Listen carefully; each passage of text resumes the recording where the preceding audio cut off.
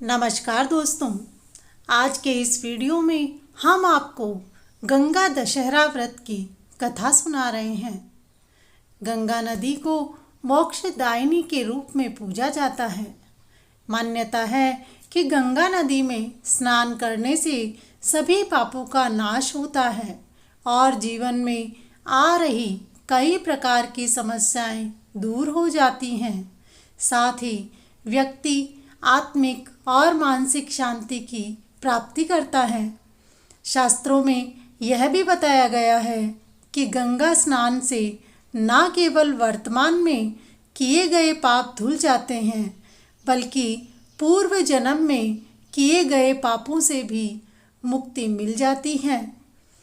गंगा दशहरा का पर्व हर वर्ष ज्येष्ठ माह के शुक्ल पक्ष की दशमी तिथि को मनाया जाता है।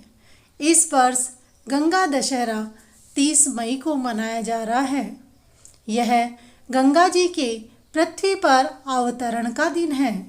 इसी दिन ज्येष्ठ माह का आखिरी बड़ा मंगल का व्रत भी रखा जाएगा। गंगा दशहरा को मांगलिक कार्यों के लिए सर्वसिद्ध मुहूर्त माना जाता है। तो आइए सुनते हैं कथा। अयोध्या के सूर्य वंश में भगवान श्री राम का जन्म हुआ था। उनके एक पूर्वज थे महाराज सगर। महाराज सगर चक्रवर्ती सम्राट थे। उनकी 2 रानियां थीं, जिनका नाम केशिनी एवं सुमति था। केशिनी के पुत्र का नाम असमंजस था और सुमति के पुत्र 60,000 थे। असमंजस के पुत्र का नाम अंशुमान था। राजा सगर के असमंजस सहित सभी पुत्र उद्दंड एवं दुष्ट प्रवृत्ति के थे, परंतु पुत्र अंशुमान धार्मिक व देवगुरु पूजक था। पुत्रों से दुखी होकर महाराज सगर ने असमंजस को देश निकाला दे दिया और अंशुमान को अपना उत्तराधिकारी बना दिया। सगर के अन्य 60,000 पुत्रों से देवता भी दुखी रहते थे।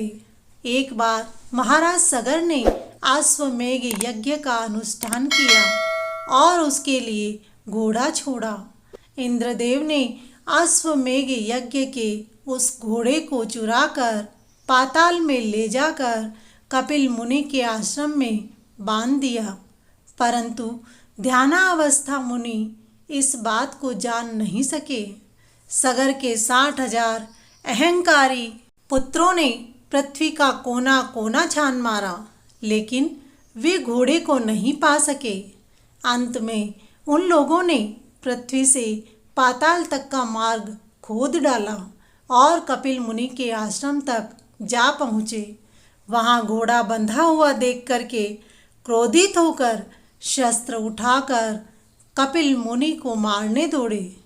तपस्या में बाधा पड़ने पर मुनि ने अपनी आंखें खोली। उनके तेज से सगर के 60,000 उद्दंड पुत्र तत्काल भस्म हो गए। गरुड़ के द्वारा इस घटना की जानकारी मिलने पर अंशुमान ने कपिल मुनि के आश्रम में आकर उनकी स्तुति की। कपिल मुनि उनके विनय से प्रसन्न होकर बोले, अंशुमान, घोड़ा ले जाओ और अपने पितामह का यज्ञ पूरा करो। ये सगर पुत्र उद्दंड, अहंकारी एवं अधार्मिक थे। इनकी मुक्ति तभी हो सकती है जब गंगा जल से इनकी राख का स्पर्श हो। अंशुमान ने घोड़ा ले जाकर अपने पितामह महाराज सगर का यज्ञ पूरा कराया। महाराज सगर के बाद अंशुमान राजा बने, परंतु उन्हें अपने चाचाओं की मुक्ति की चिंता थी। कुछ समय बाद वे अपने पुत्र दिलीप को राज्य देकर वन में चले गए और गंगा जी को स्वर्ग से पृथ्वी पर लाने के लिए तपस्या करने लगे। तपस्या करते हुए उनके शरीर का अंत हो गया। महाराज दिलीप ने भी अपने पुत्र भागीरथ को राज्य देकर अपने पिता के मार्ग का अनुसरण किया। उनका भी तपस्या के दौरान ही शरीर का अंत हो गया। वह भी गंगा जी को पृथ्वी पर नहीं ला सके। महाराज दिलीप के बाद भागीरथ ने ब्रह्मा जी की घोर तपस्या की।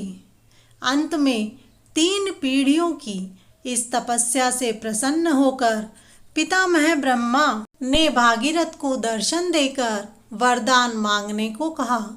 भागीरथ ने कहा, हे पितामह, मेरे 60,000 पूर्वज कपिल मुनि के श्राप से भस्म हो गए। उनकी मुक्ति के लिए आप गंगा जी को पृथ्वी पर भेजने की कृपा करें। ब्रह्मा जी ने कहा, मैं पृथ्वी पर गंगा जी को भेज तो दूंगा, लेकिन उनके वेग को संभालने के लिए देवादिदेव भगवान शंकर की तुम आराधना करो। भागीरथ ने एक पैर पर खड़े होकर भगवान शंकर की आराधना शुरू कर दी। उनकी तपस्या से प्रसन्न होकर के भगवान शिव ने गंगा जी के वेग को अपनी जटाओं में धारण कर लिया। उसमें से एक धारा को पृथ्वी पर छोड़ दिया। इस प्रकार गंगा जी का पृथ्वी पर आगमन हुआ। अब आगे आगे राजा भागीरथ का रथ और पीछे पीछे गंगा जी थी। भागीरथ गंगा जी सभी मार्गों को हरा भरा करते हुए कपिल मुनि के आश्रम तक पहुँचे, जहाँ महाराज भागीरथ के 60,000 पूर्वज भस्म हुए राख की ढेरी जैसे पड़े थे। गंगा जल के स्पर्श मात्र से दिव्य रूपधारी होकर के दिव्य लोकों में चले गए। भागीरथ की तपस्या से गंगा अवतरित होने से उन्हें भागीरथी भी कहा जाता है।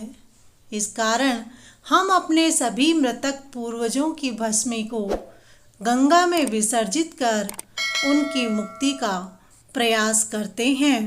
दोस्तों, गंगा दशहरा के दिन सिद्धि योग में स्नान दान का विशेष महत्व है। गंगा दशहरा को गंगा अवतरण अर्थात गंगा का अवतरण नाम से जाना जाता है। शास्त्रों के अनुसार माँ गंगा का अवतरण ज्येष्ठ मास के शुक्ल पक्ष की 10वीं को होने के कारण इस दिन माँ गंगा की पूजा करने और स्नान ध्यान करने से विशेष लाभ की प्राप्ति होती है। साथ ही इस दिन भगवान विष्णु और भगवान शिव की पूजा का भी खास महत्व है। इस दिन गंगा में स्नान करने से 10 प्रकार के विकारों से मुक्ति मिलती है और अंत में मोक्ष की प्राप्ति होती है। बोलो गंगा माता की जय।